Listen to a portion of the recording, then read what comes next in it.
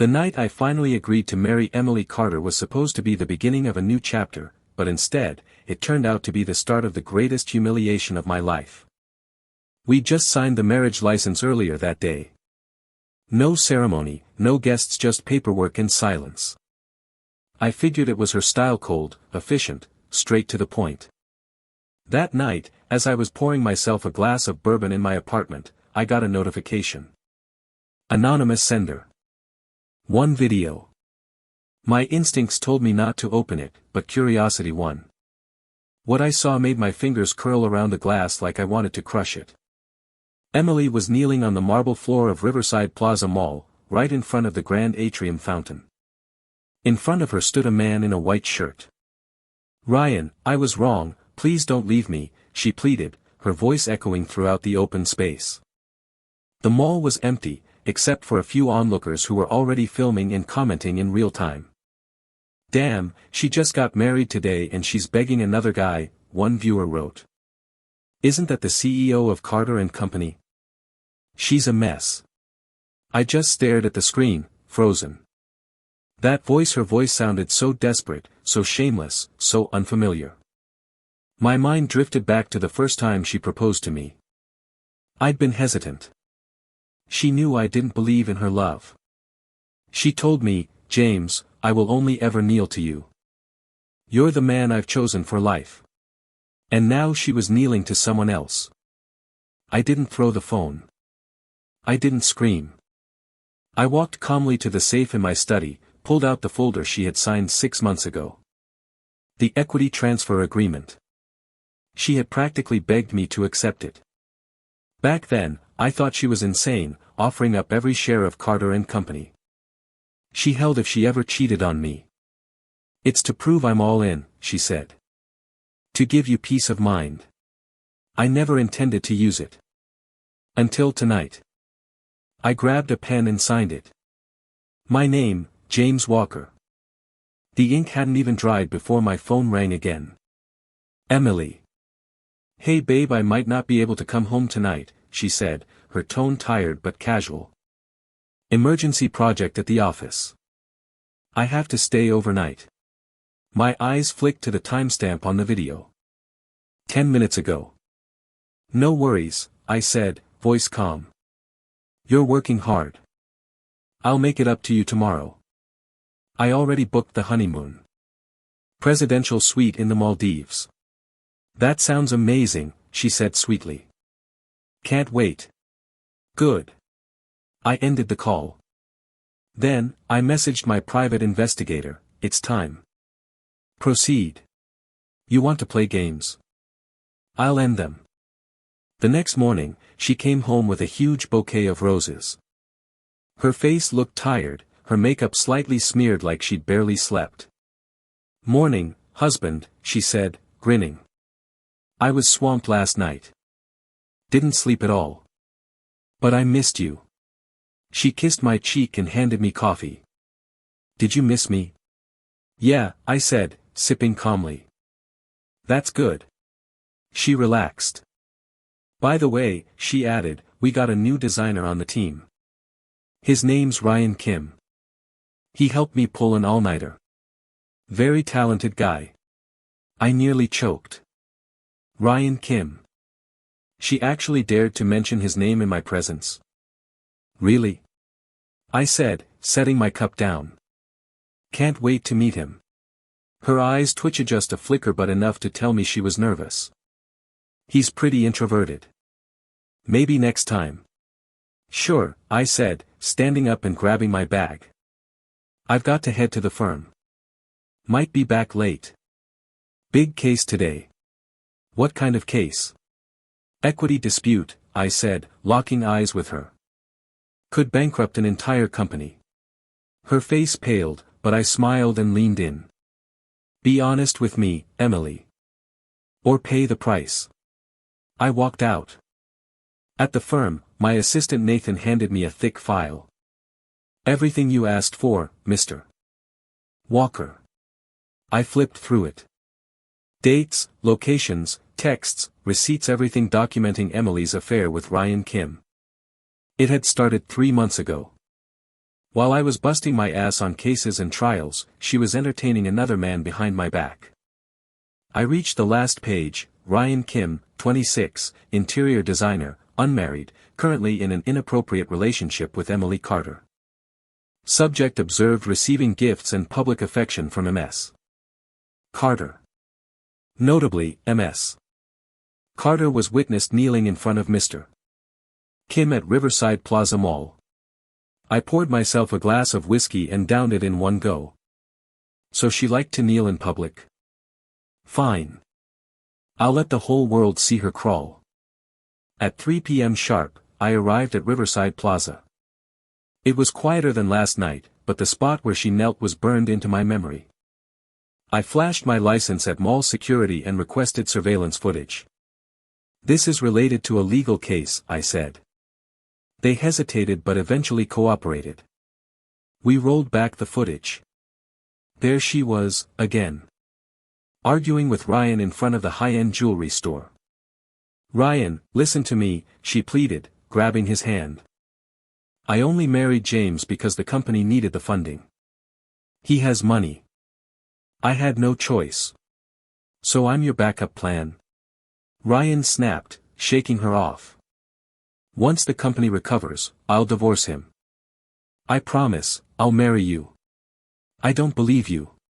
He turned to leave. She dropped to her knees again, just like in the previous video. I swear, you're the only one I love. If I lie to you, may I be struck by lightning and die miserably. More bystanders gathered. Isn't that Emily Carter? One said. Didn't she just marry that hotshot lawyer? And now she's cheating on him. Scumbag. I told the guard to download the video and handed him my card.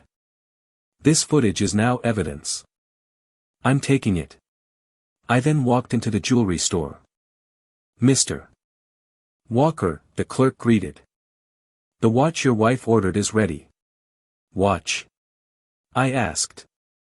Yes, a Rolex. Customized with your initials. She said it was a surprise for you. Was she alone?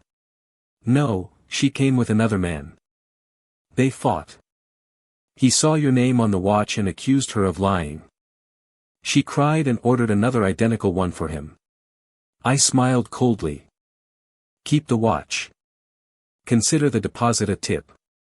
I stepped outside, and my phone rang. Hey babe, where are you? Emily asked. At the mall, I said. Getting you a gift. Really? She replied, a bit too fast. How sweet. What are you up to? Just meetings. You know, work stuff. Lying comes with a price, Emily. What do you mean? Nothing, I said and hung up. I stood exactly where she had knelt for another man. 5 years. 5 years I'd given her. All for what? I texted Nathan, activate Plan B. His reply came instantly, got it. Task will be completed. I had 2 hours before she'd receive her first gift. But before that, I had a meeting with Olivia Morgan, her biggest corporate rival. I found her at Bluebird Coffee House, cool and composed as always. Ms. Morgan, I said, sitting across from her, I think we can help each other. I handed her a folder detailing Carter and Company's financial vulnerabilities. Her eyes lit up as she read. Walker, you're offering me gold. I want you to attend their board meeting tomorrow morning. Demand immediate repayment of these debts, $300 million, all legally binding, all past due. And if they can't pay, push for bankruptcy. She closed the file slowly. And I get to buy up the assets for pennies. Exactly. We shook hands. Let's make it a clean kill. I left the cafe and checked the time. 1 hour left. The real fun was just beginning. At exactly 7 p.m., I stepped into my penthouse with a calm I had no business wearing, especially after what I'd set in motion earlier that day, but Emily was already waiting in the living room, sitting stiffly on the edge of the couch, a bouquet of wilted roses by her side and tension radiating from her like heat off asphalt. Her face was pale, eyes tired but guarded, And I didn't even have to guess what was coming. She wanted to talk. Of course she did. James, we need to talk, she said in a tone too firm to be casual, too nervous to be stern. Talk about what? I asked while setting my briefcase down, taking a slow seat across from her like we were about to negotiate a business deal instead of unravel a marriage. She pulled out her phone, swiped once, then held it up to show me several crystal clear photos of him, sitting across from Olivia Morgan at Bluebird Coffee House, plain as day. Her eyes narrowed. Why did you meet with her? She demanded. You know she's my biggest competitor. I didn't even blink. So? She echoed, voice rising. Are you colluding with her? Are you trying to sabotage me behind my back? I laughed out loud. The irony was delicious. Emily, are you really in a position to ask me about betrayal? I stood up, walked over to the minibar, poured myself a drink, then took out my phone and tapped on the very same video footage she starred in last night. The sound of her voice begging Ryan Kim not to leave her echoed through the room. This is what you were doing the night of our wedding, I said, turning the phone screen toward her. Her face turned to stone, pale and tight-lipped. James, I can explain. Don't. I cut her off. Explain what? Why you were on your knees for another man while your husband waited for you with plane tickets to the Maldives. Or maybe explain why you bought matching watches for him and me like we're some kind of twisted love triangle. She stood up, panic growing in her eyes, but I wasn't finished, not by a long shot. I walked over to the safe, pulled out the signed equity transfer agreement, the very same one she insisted on drafting to prove her loyalty, and dropped it on the coffee table between us. Her eyes widened as she recognized it. That agreement, it was just a gesture, it was a contract. I corrected her coldly, one with legally binding terms. And guess what? Your little mall performance qualifies as a breach. I pulled out a USB drive and slid it beside the agreement. This contains the full footage. Public. Viral. Undeniable. Emily rushed forward, trying to snatch the documents, but I was faster, pulling out a notarized recording and another file. And this? A compilation of every questionable financial decision you made in the past 6 months. Debt. Delays. Mismanagement. You thought you could hide it, but I already consolidated every outstanding liability under one name, Olivia Morgan's. Her hands trembled as she scanned the debt sheet. $300 million in unpaid contracts, all traceable to her signature. Some of these are fake, she whispered, eyes darting frantically. Which ones? I asked calmly. They all have stamps, wire receipts, and your personal approval. She slumped onto the couch, her confidence evaporating. James, the company, Carter and Company, it's my life. You can't just destroy it. You destroyed everything first, I said, my voice as still as ice. 5 years I stood by you. Defended you. Loved you. And you sold all of that for a man with a fake accent and a borrowed watch. She collapsed to the floor, clinging to my leg like a child, tears streaming. I broke up with him. I realized I was wrong. I'll do anything. Please, can we start over? You only want to start over because I'm the one holding the sword now, I said, prying her off and stepping back. But here's the thing, Emily, some things, trust, loyalty, love, they don't come with second chances. I walked toward the door, briefcase in hand. See you tomorrow at 9 a.m. At the board meeting, I added, pausing only to twist the knife. Bring Ryan with you. He deserves to watch how the Queen of Carter and Company crumbles. And with that, I left, her sobs echoing behind me as I rode the elevator down and made my way to the hotel, where a suite had already been prepared under my name. The receptionist smiled politely. Welcome, Mr. Walker. Your suite is ready on the 28th floor. Please let us know if there's anything you need. I'll call if I need anything, I said, accepting the keycard. The suite was pristine floor-to-ceiling glass, skyline view, and the kind of silence that feels earned, not empty, not lonely, just clean. As I stood in front of the mirror, adjusting my tie, I thought about how 5 years ago I believed love could fix anything, and now, I knew better. Strength protects, not emotion. And tomorrow, I wasn't just showing up as a jilted husband, I was coming back as the executioner, the one with the final say, the one who wasn't afraid to drag everything into the light and let it burn, because Emily Carter chose betrayal, and now she was going to learn that betrayal has a price, and I was the one setting the rate. At 8:30 the next morning, I stepped out of my black sedan, fully suited up in a tailored charcoal gray suit that said exactly what I needed it to say. This wasn't a visit, it was a reckoning, and I wasn't here to talk. I was here to take back what was mine and destroy what needed burning. Olivia Morgan's car pulled in behind mine, sleek and subtle, her legal team in tow. She stepped out like she already owned the building. "Ready, Mr. Walker?" she asked, a glint of anticipation in her eyes. "I've been ready for a long time," I replied, checking my watch as we entered Carter & Company's headquarters through the main lobby. The receptionist, clearly not briefed, froze when she saw me. "Mr. Walker, you're here. Tell Emily I'm on my way up," I said without breaking stride. The elevator ride to the executive floor felt like a countdown, and when the doors opened, I heard it immediately: a heated boardroom debate, muffled voices, rising tensions. "The company's cash flow is bleeding," one voice barked. "If we don't secure that new design deal, we're done." "But the investor hasn't signed yet. How do we know it's even real?" another snapped. I pushed open the doors with slow purpose, and silence rippled through the room like a dropped stone in still water. There she was, Emily Carter, seated at the head of the table, looking every bit the fallen queen, her face gaunt, eyes bloodshot, her posture rigid but brittle, like she was holding herself together with whatever pride she had left. And next to her, as if this were some twisted reality show, sat Ryan Kimmel, dressed, smug, and completely unaware of the hellstorm about to drop on him. "Apologies for the delay," I said smoothly, walking to the far end of the table. "I assume we're still discussing the company's future." "James, what the hell are you doing here?" Emily demanded, her voice cracking at the edges. "I'm exercising my rights as the majority shareholder," I replied, pulling the equity transfer agreement from my briefcase and placing it flat on the table. "Effective as of yesterday, I now own 55% of Carter & Company, which means I have full authority to be here and to make decisions." Gasps erupted around the room. CFOs and senior directors scrambling to scan the document. "Is this legit?" one of them asked, flipping through the notarized pages. "It's real," the CFO confirmed, sweat breaking on his brow. "She signed this herself." "It was a joke," Emily stammered, "a symbolic gesture, a legally binding one," I cut in, "and by breaching the loyalty clause, you forfeited everything." The directors looked at each other, tension thick in the air. "As majority shareholder," I continued, "I propose we vote on removing Emily Carter as chairwoman of the board. Effective immediately." "Seconded," the CFO said quickly. "I support it." "Me too."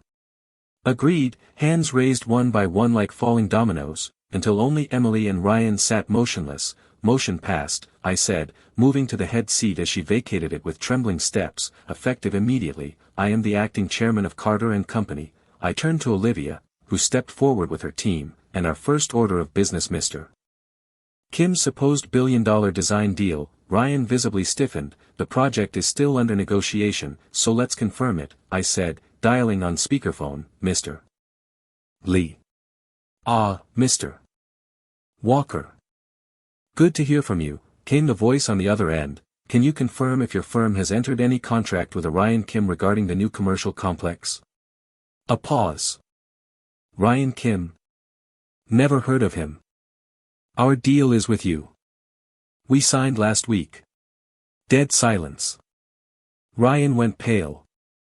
"Thank you, Mr. Lee." I hung up. "Well, that clears that up," I said coolly. "Mr. Kim, care to explain how you were going to save this company with a contract that doesn't exist?" Emily opened her mouth to speak, but I raised a hand. "No, Emily. You don't get to spin this." "Not anymore." I reached into my bag and pulled out a tablet, tapped to play the security footage from Riverside Plaza Mall, the clip of Emily on her knees, begging Ryan, played to a stunned, captive audience. "You see this? This is what she was doing the night she told me she was working late." Gasps, murmurs, and head shakes filled the room. One of the senior board members looked straight at Emily. "Is this true?" "It's not what it looks like," she whispered. "It looks exactly like what it is," I said sharply. "She sold out this company, this marriage, for a con artist." "He's not." "He is," I snapped, pulling out Ryan's background report and tossing it across the table. "Real name, Lynn Jackson. Formerly convicted of fraud. Served time. Changed his name to Ryan Kim after release. No licenses. No professional record. Everything about him is fake." Ryan pushed back his chair to leave, but Olivia's team blocked the door. "Sit," she said, her voice ice cold. Emily collapsed back into her seat, hollow, broken, and visibly shaking. "We trusted you," one of the directors said, voice full of disappointment. "You used company funds to buy him gifts, trips, watch as you lied to us all. This isn't just about betrayal, I added, this is about mismanagement, manipulation, and corporate negligence. I turned to Olivia. Proceed. She nodded and laid out the debt collection notice. As creditor, I am formally requesting full repayment of Carter & Company's outstanding debts $300 million, due immediately. The boardroom exploded. $300 million? We don't have that liquidity. That's insane. It's legal, Olivia said calmly. All debts are documented, verified, and previously extended. As of today, those extensions have expired. Payment is due, we'll go bankrupt, one executive whispered, unless, Olivia continued, someone steps in. She paused for effect. I am willing to invest $500 million into Carter & Company. To save it, but only if I acquire 60% ownership. You're trying to take over the company, Emily gasped. You're gutting me. You already did that to yourself, I said coldly. Board, we'll vote now who agrees to Olivia Morgan's investment. One by one, hands rose. No one looked at Emily. No one defended her. The betrayal had been too deep, too public, too unforgivable. Motion passed, I said. Olivia's team distributed contracts. Emily just sat there, watching her company dissolve into someone else's hands, tears slipping silently down her cheeks. James, she said, voice cracking, you win. You got what you wanted. Are you satisfied now? I walked over, crouched beside her, satisfied. Emily, this is just the beginning. I pulled out one last folder. This is your indictment. She stared at the papers in horror. You're suing me? For fraud. And bigamy, she screamed. I'm not married to Ryan. I pulled out a printed photo of her and Ryan standing outside the county clerk's office, holding a red document in hand. This says otherwise. Whether real or staged, the court will decide. Ryan jumped up, furious. You set us up. No, I said calmly, you did that all on your own. You broke the law. You used someone else's life and name. And now, you're going to pay for it. Security stepped forward, and neither of them resisted. They just stood there, two people who thought they were untouchable, who now looked like walking ghosts. I didn't feel joy or satisfaction as I watched them escorted out. I just felt clarity. This was justice. This was balance restored. As I stood at the window, looking out over the city skyline, I knew this war was far from over, but the opening battle was mine, and the next stage. That would be personal. Less than 24 hours after the boardroom war, my phone rang again. This time it was Nathan, my assistant, and the excitement in his voice told me whatever he found was exactly the kind of fuel I needed. Mr. Walker, you won't believe what we've dug up on Ryan Kim, he said, barely containing himself. Turns out the fraud conviction wasn't the whole story. He's also married, and his legal wife is still alive and well in the next city over. I stood by the window of my hotel suite, looking down at the street lights flickering across the skyline. My silence was his green light to keep going. Her name's Sarah Lee. They got married 3 years ago. Then he disappeared and never contacted her again, but guess what? She still hasn't divorced him, and she's furious. I raised an eyebrow. You contacted her? Already did, Nathan confirmed. She's willing to testify. I've arranged a meeting for tomorrow morning at Bluebird Coffee House. I smiled slightly, not out of joy, but because the universe seemed to be delivering every card I needed to end this farce completely. Good work, I said, hanging up and finishing the last sip of my drink. So Ryan Kamaka Lynn Jackson wasn't just a liar, he was legally married and trying to start another one with my wife. The same woman who tossed aside 5 years of loyalty for a con artist with nice hair and designer shoes. The next morning I arrived early at the coffee house, the same place I had orchestrated the beginning of their downfall. Sarah Lee arrived right on time, short, mid-30s, sharp eyes that screamed she wasn't here to play games. She looked around nervously until I stood up and extended my hand. Sarah. I'm James Walker. You're the lawyer, she asked, shaking my hand with a firm grip. Yes. And you're legally still married to the man who's been sleeping with my wife. Her lips tightened, and she pulled out a red leather folder, opened it, and slid a marriage certificate across the table. This is the original. I glanced at it and nodded. Legit. He left 3 years ago, she said, her voice hard. Took money from me too. Said he had a business investment. Never came back. I thought he died or fled the country until I saw your message and the photo of him with your wife. I opened my phone and showed her screenshots from the board meeting, him standing next to Emily, trying to sell a fake project. trying to swindle a multimillion-dollar company into giving him power. Her nostrils flared. He's going to regret this. I want him to be exposed, I said plainly, but I also want to do it legally, publicly, and with impact. Will you testify? Gladly, she replied without hesitation. I'll say everything. Just then, the door to the coffeehouse opened and in walked the two stars of the drama, Emily Carter and Ryan Kim, hand in hand like they were still trying to pretend the house hadn't already burned down. The moment they spotted me, Emily froze, eyes darting from me to Sarah, and Ryan instantly tried to pull her back out the door, but I stood up and raised my voice. Emily. Ryan. Since you're here, why not join us? The room went quiet as they hesitated, then reluctantly made their way to our table. James, what is this? Emily asked cautiously, but I didn't answer. Instead I turned to Sarah. Would you like to say hello? Sarah stood up slowly and looked Ryan dead in the eye. Lynn Jackson, or should I say, Ryan Kim. Took you long enough to show your face. Ryan's face drained of color. What are you doing here? I'm your wife, Sarah snapped, slamming the marriage certificate onto the table. Or did you forget? Emily blinked, stunned. What is she talking about? She asked, turning to Ryan, who was now sweating bullets, his mouth opening but saying nothing. He's married, Emily, I said coolly, has been for 3 years. Never divorced. Just walked out on her and tried to marry you without bothering to clean up his last mess. Emily's voice rose, shaky with disbelief. Is this true? Ryan, tell me this is a lie. I can explain, Ryan stuttered, but the entire coffee shop was already watching, people pulling out phones, recording the scene. Explain what? Sarah barked, how you stole $50,000 from me and vanished. Or how you used my name to get a credit card and tanked my credit score before disappearing. Ryan, Emily hissed, stepping back, tell me this isn't real. It's real, I said, pulling out copies of Sarah's financial records. He's been a ghost for 3 years. You just didn't check hard enough before falling for him. Ryan turned to flee but Sarah blocked his path. You're not going anywhere, Jackson, she spat, you owe me money, and now you've added bigamy to the list. I didn't mean to. You didn't mean to cheat. To scam 2 women. Emily was starting to unravel, pulling her hand away from his grasp. My company is gone because of you. My reputation is ruined. I lost everything for a man who was already someone else's husband. She laughed then, but it wasn't joyful. It was the kind of hollow laugh that came from watching your own life implode in real time. Ryan tried again to escape but Sarah pulled out her phone, snapping photos of his panicked face. Try running, I'll plaster your face all over social media. People need to know what a charming little con man you are. Enough, Ryan shouted, trying to grab her phone, but I stepped in. Easy.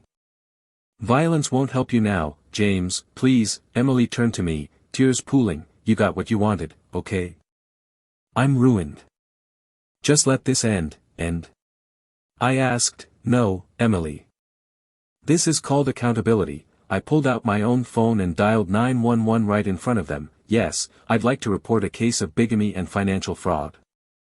Subject is currently present at Bluebird Coffee House. Ryan's knees buckled as the reality hit him. Please, don't call the cops, James, please. I'll leave her, I'll leave the country, whatever you want. You should have thought of that before you destroyed my marriage, I said calmly, before you set foot into my life. Within 10 minutes, police officers arrived at the coffee house, verified the documents, reviewed the video evidence on the spot, and promptly placed Ryan Kim under arrest. Sarah stood by the door, arms crossed, eyes blazing with vengeance as they cuffed him. You're going to pay every cent, she said coldly. Emily just sat there, paralyzed, her hands trembling in her lap. I didn't look at her again until after the squad car drove off. It's over, I said flatly, texting her one final message. Your lover's in jail.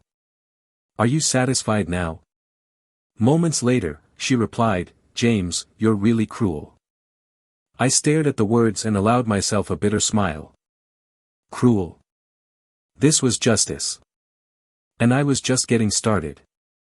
3 days passed, and just when I thought silence might finally settle in, my phone rang again, and this time it wasn't an investigator or Olivia or even a reporter. It was Emily Carter, the woman who'd once begged me to marry her and now barely had the dignity to say my name without trembling. James, can we meet? Her voice was flat, hollow, almost lifeless. The exact tone I expected from someone who'd lost everything but still had one more humiliation to endure. You know there's nothing left to say, I replied, but she insisted, Please, I just need to understand when it all started, when you began planning everything, and maybe it was curiosity, maybe it was the part of me that still wanted her to feel every twist of the blade she stuck in me, but I said yes. 1 hour, same place, Bluebird Coffee House. I arrived on time, and she was already there, waiting by the window like a ghost of herself, her skin pale, her hair undone, eyes bloodshot with the kind of insomnia you don't treat with melatonin. Sit, I said, not offering warmth or sympathy,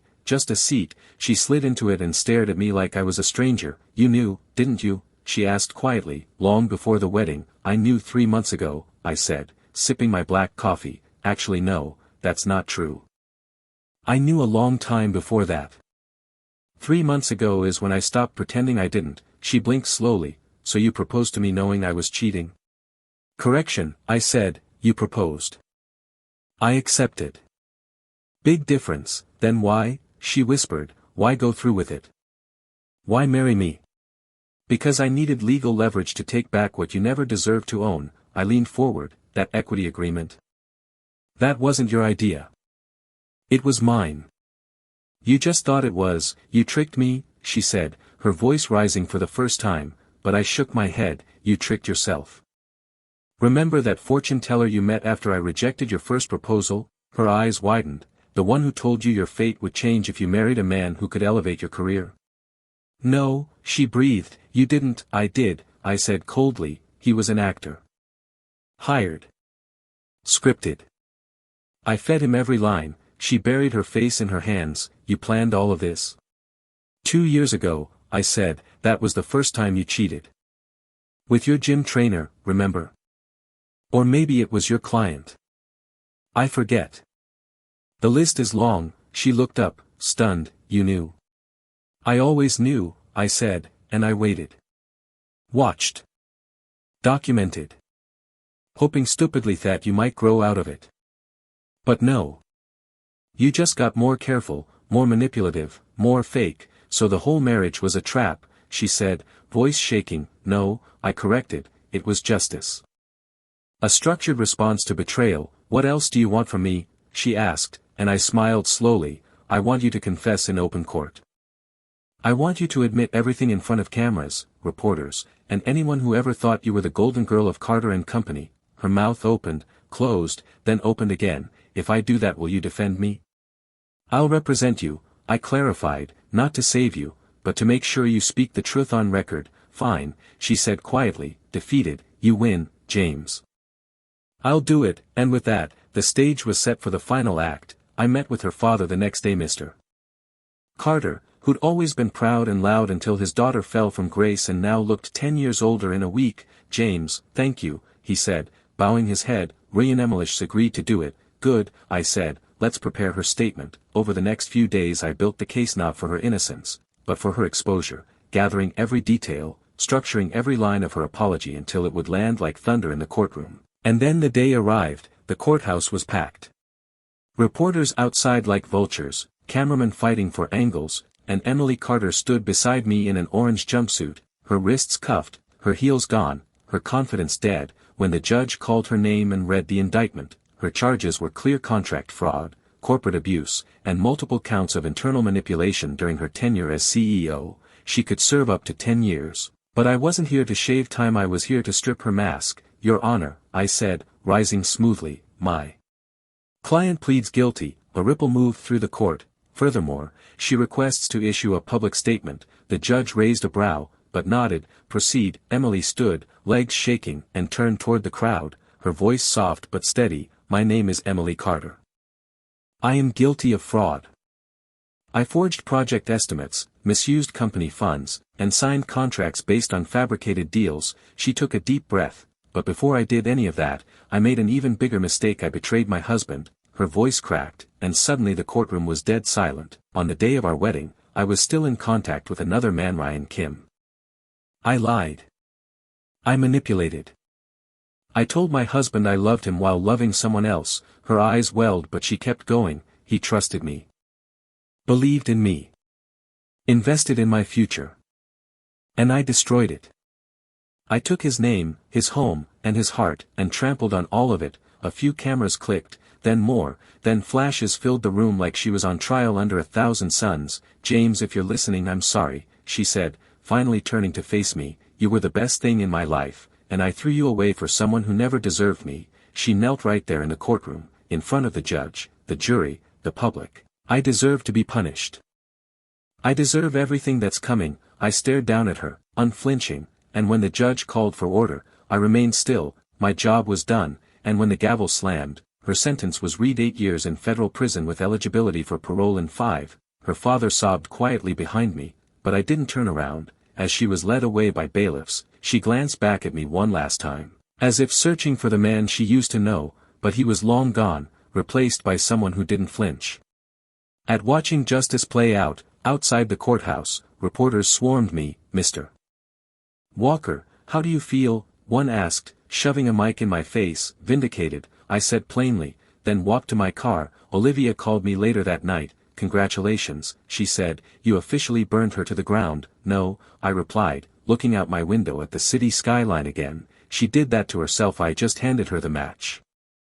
The week after the sentencing passed like a slow burn, not because there was anything left to say, but because the silence afterward was so loud, and honestly, for the first time in years, I wasn't haunted by what-ifs or worn down by questions I never got answers to. Everything had already been laid bare in that courtroom. Emily Carter's confession still echoed across news outlets, talk shows, legal blogs, every social media timeline, comment section, and reaction video you could imagine. Her tearful apology had been clipped, looped, and dissected by people who didn't even know her name 6 months ago, but to me, it was already old news. It was done. Her sentence had been handed down, her legacy obliterated, and my own name cleared, not just in front of a judge, but in front of everyone who ever doubted me, pitied me, or whispered behind my back about how I was too blind to see the signs. I saw them. I just chose the long game, and I played it perfectly. Olivia Morgan had finalized the acquisition of Carter & Company's remaining assets,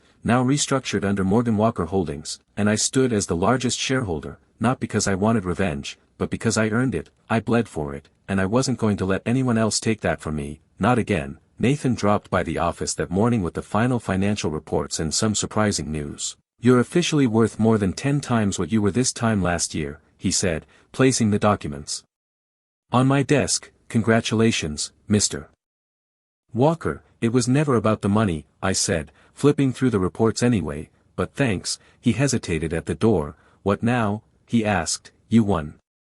She's in prison. Ryan's been sentenced to 3 years.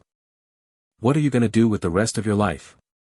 I looked up at him for a long moment before finally answering. "Breathe." The next morning, I packed a single suitcase, left my apartment keys on the kitchen counter, and took one last walk through the place where I'd laughed, fought, and broken more times than I cared to admit. There were no tears, no cinematic goodbyes, just quiet, resolved detachment. I checked into a flight bound for Rome, not because I needed a vacation, but because I needed a reset, a place where no one knew me as the guy whose wife cheated on him with a fraud, a place where I wasn't Lawyer G or the ex-husband of Emily Carter. I was just James, a man who had stared down betrayal and walked out the other side sharper, colder, but alive, and free. As the plane climbed into the clouds, I glanced at my phone one last time before switching it to airplane mode. One final message had come in from an unknown number. It was from Mr. Carter, Emily's father, short and simple. "She cries every night. Says your name in her sleep. I hope that means something to you." I stared at it for a second, then hit delete, not because I didn't care, but because I didn't need to. Regret was a luxury I had already paid for in full, and forgiveness was never a currency I accepted from people who lit the match and then begged for water. I arrived in Rome to no fanfare, no headlines, just the cool breeze of a foreign city and a cab driver who didn't ask me what I did for a living. I liked that. For once, being anonymous felt like peace, not invisibility. The hotel was modest but private, tucked into a quiet street where the espresso was strong and the silence even stronger. I set up a small office in the corner of my suite, took on a few consulting gigs from overseas, and slowly started to remember what life felt like without constantly looking over my shoulder. A month passed, then 2, then I stopped counting. Occasionally, I'd hear rumors: Emily's appeal denied, Ryan getting beat up in prison, a leaked email thread showing just how much dirt they'd tried to hide. But I didn't react, didn't save the links, didn't forward them to anyone. I'd already had my closure, and anything else was just noise, until one morning, I got a letter, not an email, not a text, a physical envelope with my name written in a familiar, trembling hand, no return address, no stamp, hand-delivered, and somehow I knew exactly who it was from. I stared at it for a long time before opening it. Inside was a single sheet of paper, handwritten. James, I don't expect forgiveness. I don't even expect you to read this. I just wanted to say I finally understand everything. And I'm sorry, not because I got caught, not because I lost everything, but because I never deserved you in the first place. I hope you find someone who does. Emily. I folded the letter back up, placed it in the drawer, and never opened it again, not because it didn't move me but because it didn't change anything. Some things, once broken, don't get glued back together, they get replaced, upgraded, or simply buried. I wasn't bitter anymore, just done. One morning, while sipping coffee on the terrace, I realized the sun looked different now, not because it changed, but because I had. I wasn't the man who once believed love could fix everything. I was the man who learned the hard way that trust, once shattered, becomes a weapon in the right hands, and I had wielded mine like a blade, and now, with no more enemies, no more courtrooms, and no more ghosts, I was finally free to live, not just exist, live. And as for Emily Carter, she would live with the truth every single day, not just behind bars, but in her mind, in her memories, in the silence between each breath. That was her sentence, and I didn't need to lift another finger to enforce it. The world, after all, has a funny way of finishing what you start.